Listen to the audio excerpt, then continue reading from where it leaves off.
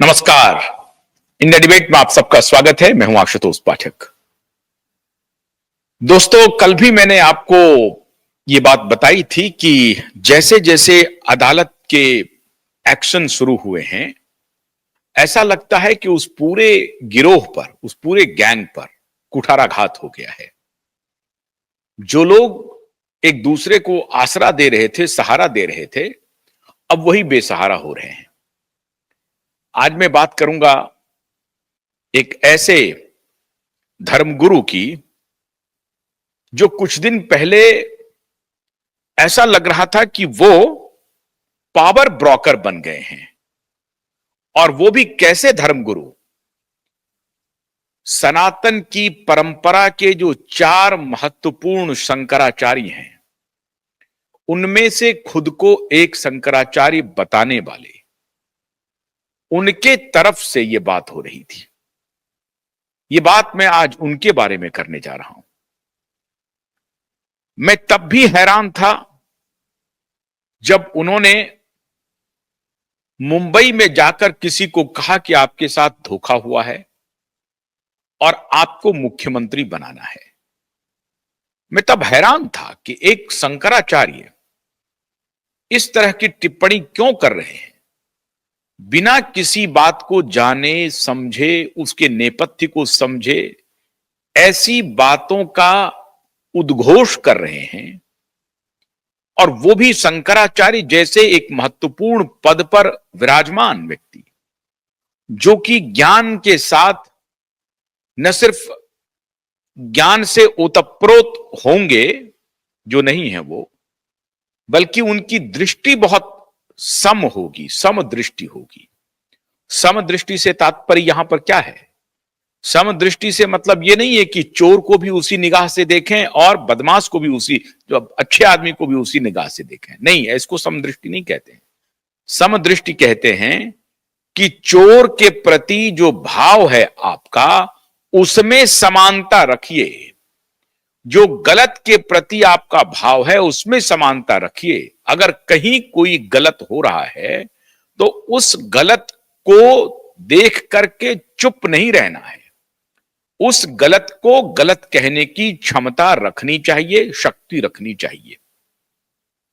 और अगर आप गलत को गलत कहने की शक्ति नहीं रख रहे हैं, इसका मतलब है कि आप जिस पद पर, और उसमें भी शंकराचार्य जैसे पद पर विराजमान होकर के, आप उस पद की गरिमा के साथ अन्याय कर रहे हैं। पद की गरिमा के साथ आप न्याय नहीं कर रहे हैं।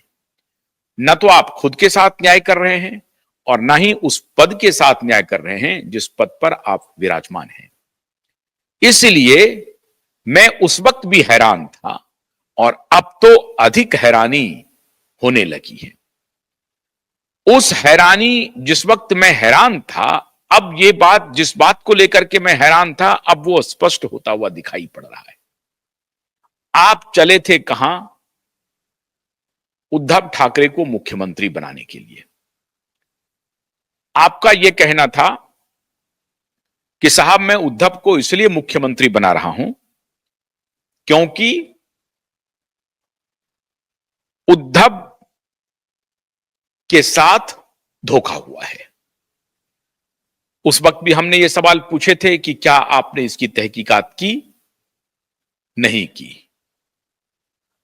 अब साहब, ये हालात हैं कि कुंभ के ऊपर भी इन्होंने एक जबरदस्त बयान दिया। हालांकि कुंभ के कुछ बातों पर अभी जो अव्यवस्था फैल रही है, उस पर कुछ बात हो सकती है, उस पर सवाल खड़े किए जा सकते हैं।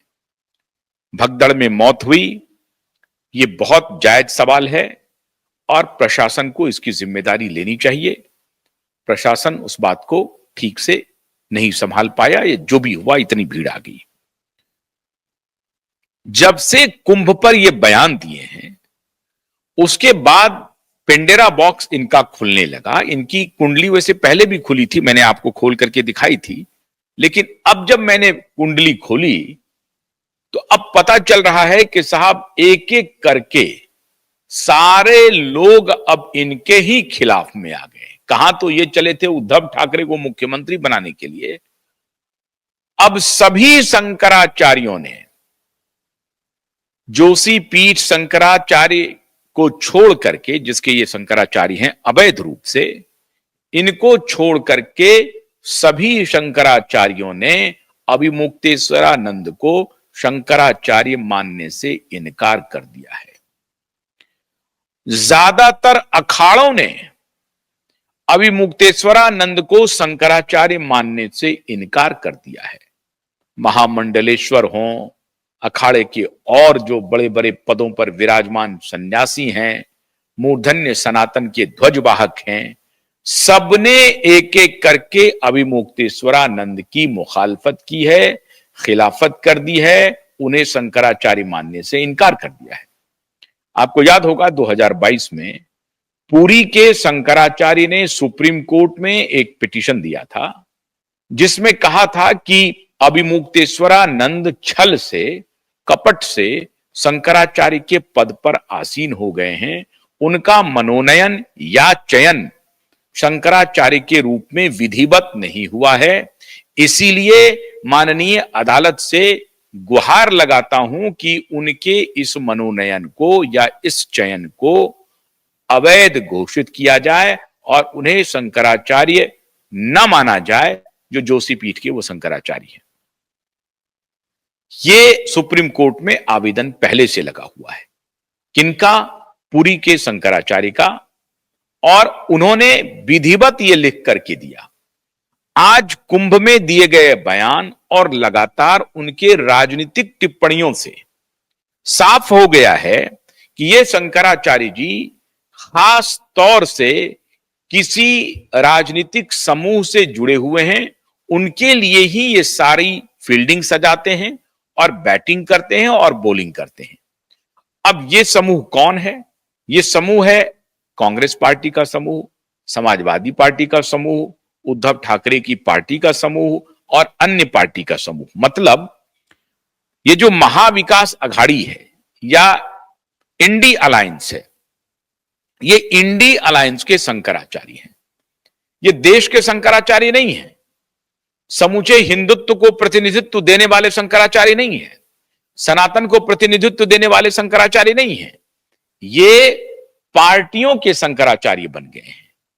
और इन्होंने ही उस वक्त कहा था कि हम उद्धव ठाकरे को मुख्यमंत्री बनाएंगे, और इनसे मिलने के लिए पिता पुत्र दोनों हरिद्वार की या उत्तराखंड की यात्रा पिता पुत्र दोनों ने की थी। और इनको लग रहा था कि एक शंकराचार्य है, उनका अगर वरदान हमें मिल गया तो हम मुख्यमंत्री बन सकते हैं। लेकिन ऐसा नहीं हुआ और आज इनके खिलाफ पूरा देश लग गया है, पूरा देश। अधिकतर सन्यासी, अधिकतर अखाड़े, अधिकतर सारे शंकराचार्य, रामानुजाचार्य, ये सब इनके खिलाफ खड़े हो गए। कोई इनकी तारीफ में, इनके समर्थन में खड़ा नहीं है। ये कृतित्व इन्होंने खुद किया है, ये अपनी स्थिति इन्होंने खुद बनाई है।